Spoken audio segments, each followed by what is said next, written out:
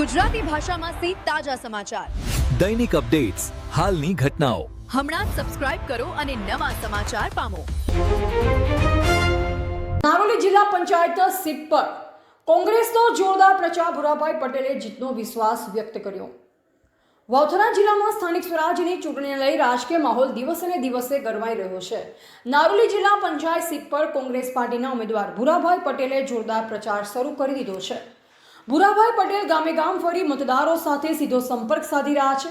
તેઓ પોતાના પ્રચાર દરમિયાન લોકોના પ્રશ્ન સાંભળી તેમના નિરાકરણ માટે પ્રતિબદ્ધતા વ્યક્ત કરી રહ્યા છે. કોંગ્રેસ કાર્યકરો પણ ઘરે ઘરે જઈ પક્ષના વિચારો અને વિકાસની યોજના વિશે માહિતી આપી રહ્યા છે.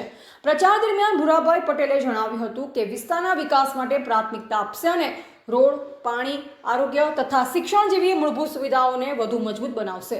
તેમણે યુવાનોને રોજગાર અને ખેડૂતોને યોગ્ય સહાય આપવા માટે પ્રયત્નશીલ રહેવાની ખાતરી આપી હતી. કોંગ્રેસ પક્ષના આગેવાનો અને કાર્યકરોમાં પણ ઉત્સાહ જોવા મળી રહ્યો હતો અને તેઓએ આ બેઠક પર જીતનો દાવો કર્યો છે. સ્થાનિક સ્તરે લોકોમાં પણ કોંગ્રેસ પ્રત્યે સારો એવો પ્રતિસાદ મળતો હોવાનો દાવો કરવામાં આવી રહ્યો છે. નારોલી જિલ્લા પંચાયત સીટ પર કોંગ્રેસ અને ભાજપ વચ્ચે કાંટેકી ટક્કર જોવા મળી રહી છે, જે કારણે ચૂંટણી વધુ રસપ્રદ બની છે. આગામી દિવસોમાં બંને પક્ષો પ્રચારને વધુ તેજ બનાવશે, જેનાથી રાજકીય ગરમાવો વધવાની સંભાવના છે. એવા રણાભાઈ પારેગી, વાવથરા. મારું નામ પટેલ ભુરાભાઈ બેચરાજી. મને નારોલી જિલ્લા પંચાયત કોંગ્રેસ સમિતિનો મેન્ટેડ આપ્યો છે. એમનો પહેલો તો હું ધન્યવાદ અમારા પ્રભારીશ્રી, અમારી કોંગ્રેસ પાર્ટીના પ્રમુખશ્રીનો, ઉપપ્રમુખશ્રીનું, બધાને કોંગ્રેસ પાર્ટી વતી ખૂબ ખૂબ ધન્યવાદ. મને લોકો વચ્ચે મૂક્યો છે અને મારે લોકોને નાના મોટા બધાને ભેગા લઈને ચાલવાનું છે. એના વતી કોઈ નાનો મોટો કોઈ પણ કામ હોય, ક્યારે પણ હોય, તો હું એમના માટે તત્પર તૈયાર રહીશ. જી, અને તમે જીતીને આવ્યા પછી જે પ્રજાનું શું કામ કરશો? પહેલો તમે કયો મુદ્દો ઉઠાવશો?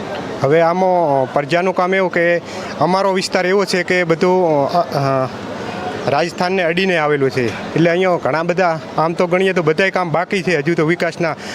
ધારો કે રોડ એક ગામથી બીજા ગામને લગતો રોડ હજુ બાકી છે, તો અમુક જગ્યાએ ગામમાં દિવાલો, સંરક્ષણ દિવાલો, એવું બધા કામ થોડા થોડા બાકી છે. આમ તો અહીંયા ચાલુ છે બધાનું કામકાજ, પણ તોય આપણે બધાની ભેગા મળી, ધારો કે ગામના સરપંચ હોય કે ગામના કોઈ પણ હોય, એમની સાથે રહી અને અમે મદદ કરી અને એ પણ અમારી મદદમાં રહેશે અને વત્તા ગામના આગેવાનો બીજા બધા સાથે રહીને મદદ કરીશું. પાણી પ્રશ્નને લઈને તમે શું કહેવા માંગો? જે પૂર આવ્યું હતું, પૂરની સ્થિતિમાં લોકોને કેવી મુશ્કેલી પડી, એ બાબત પર શું કહેવા માંગો? એમાં પાણીની અહીંયા વિકટ પરિસ્થિતિ છે. ખૂબ ખેતરોમાં નુકસાન થયું છે, ઊભા પાક ધોવાઈ ગયા છે, બધું છે.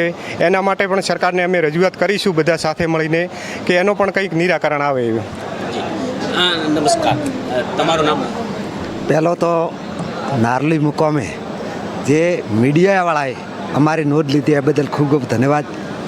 હવે અત્યારે નારોલી જિલ્લા પંચાયત અમારા 15 ગામ, ભુરાભાઈને જે પાર્ટીએ એક વિશ્વાસ મૂકીને ટિકિટ આપી છે, એ ભુરાભાઈ ઉપરની પણ તમામ મતદારો ઉપર, કોંગ્રેસ પાર્ટીના કાર્યકર્તા હોય કે કોંગ્રેસ પાર્ટીના મતદારો હોય, એના ઉપર સમા ઉપર એક મિલી માથે અને મજબૂતાઈથી ચૂંટણી લડવાની એક તક આપી હોય ભુરાભાઈને, તો સર્વ સમાજ અમે સાથે મળીને ભુરાભાઈની પૂરી મદદ કરશું અને 101% આ જિલ્લા પંચાયત કોંગ્રેસની બનશે ને બનશે.